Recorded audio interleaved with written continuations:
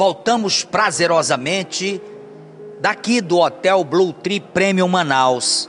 Claro, com esta mesa saborosa do café da manhã. E você pode vir tomar o seu café da manhã, almoçar e jantar aqui no Hotel Blue Tree, aqui na Rua Paraíba. Nossa convidada, professora e escritora Marita Monteiro, curadora das obras do professor Mário Ipiranga Monteiro. Falamos da Catedral Metropolitana de Manaus, a obra na sua segunda edição, brochura riquíssima, um livro revista e ampliado, vale a pena conferir. Marita, você tem cuidado com muito carinho da obra do professor. Praticamente já fazia isso quando em vida, do professor Mário Ipiranga.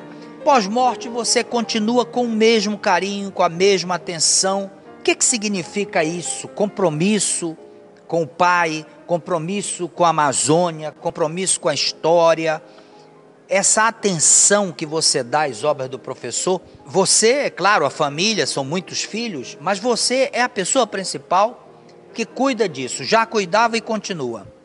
Bem, primeiro porque eu acho que a obra do meu pai, o trabalho dele é um trabalho de muito valor. Primeiro pela pesquisa que ele fazia, ele era muito dedicado àquilo que ele ia escrever. Meu pai tinha por princípio não escrever nada que os outros já haviam escrito. Ele dizia o seguinte: não adianta eu escrever sobre um assunto que alguém já falou. Vou começar a colocar aspas, aspas e aspas, não. Então ele queria ser o pioneiro. Sempre foi assim. Ele escreveu tudo que ele escreveu, foi sempre como pioneiro. Tanto prova que tem o Teatro Amazonas, a história da Igreja São Sebastião, a história do monumento da Praça São Sebastião, monumento da província, a catedral, quer dizer, todos os livros dele eram sempre, era o primeiro que ia falar sobre o assunto. Bem, então eu me acostumei a isso, né, a ver meu pai trabalhar, pesquisar. Nós ajudávamos também, eu e meus irmãos, mamãe, sempre participamos muito da vida do meu pai, tanto que tudo sobre o meu pai eu conheço, meus irmãos conhecem, porque nós participávamos ativamente da vida dele.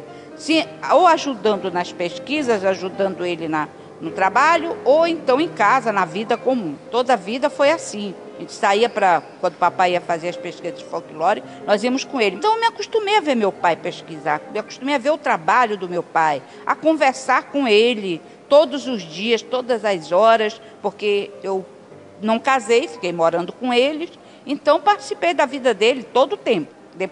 Antes dele falecer, eu já ajudava na preparação das obras. E depois que ele faleceu, eu conheço todas as obras que meu pai deixou, conheço tudo que ele deixou e é justo que eu dê continuidade a isso. Agora, ele era o homem sério da pesquisa, mas era a criança brincando.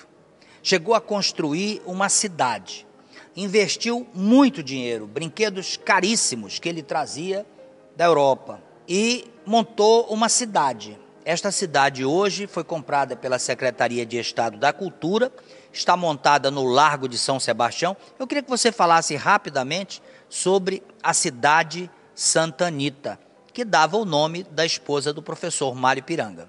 Para falar da cidade de Santa Anita, eu preciso primeiro dizer que meu pai sempre gostou de trabalhos manuais, de coisas assim, de preparar. Quando eu nasci, minha mãe contava que quando eu fiz 1 ano, meu pai me deu de presente uma casa feita toda de papelão grosso, aquele papelão grosso, com móveis, com tudo dentro da casa. Eu me arrependo hoje em dia de ter quebrado tudo, né?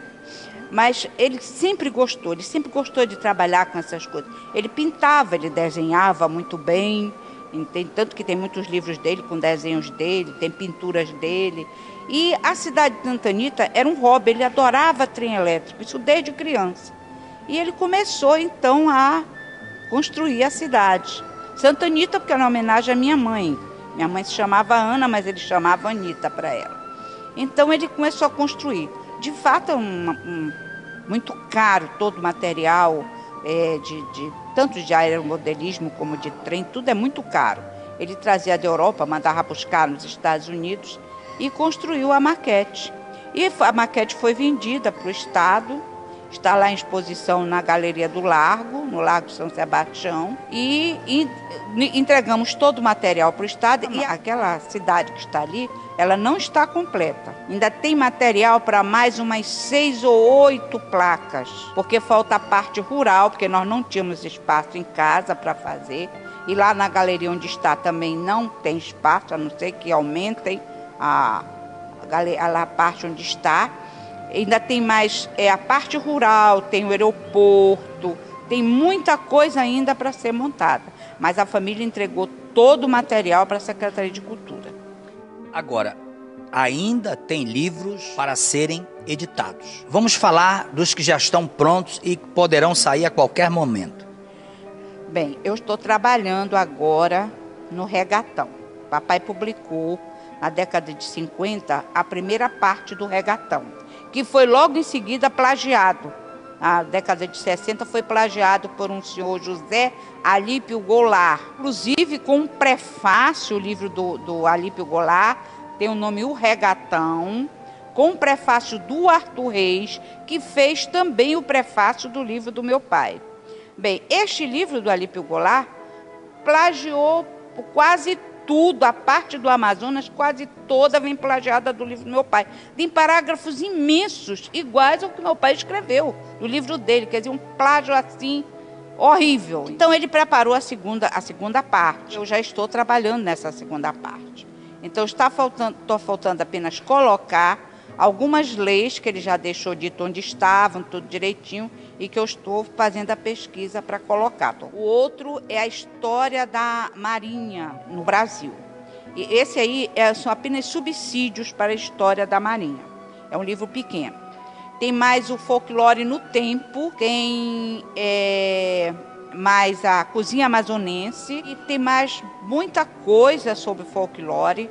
Entende? Pesquisas concluídas, pesquisas que ele não terminou, não concluiu. Tem muita coisa e felizmente o professor tem uma família interessada e ele continua vivo nas suas obras. Marita, nós estamos chegando ao final do programa e agora você tem a oportunidade de se despedir.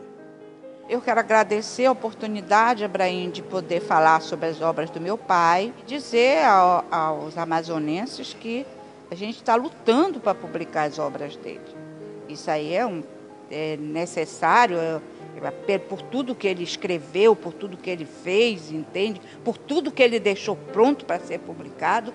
Eu acho que é mais do que necessário lutar para que essas obras sejam entregues aos interessados, não só do Amazonas, mas como do Brasil inteiro, né? Marita, muito obrigado pela tua participação no programa Literatura em Foco. Eu, antes de me despedir, quero dizer para você que você pode conferir mais informações sobre o livro A Catedral Metropolitana de Manaus no nosso Facebook. Obrigado pela tua audiência, pela tua companhia. Te espero no próximo programa, claro, daqui do Hotel Blue Tree Premium Manaus para todo o Brasil. Até lá.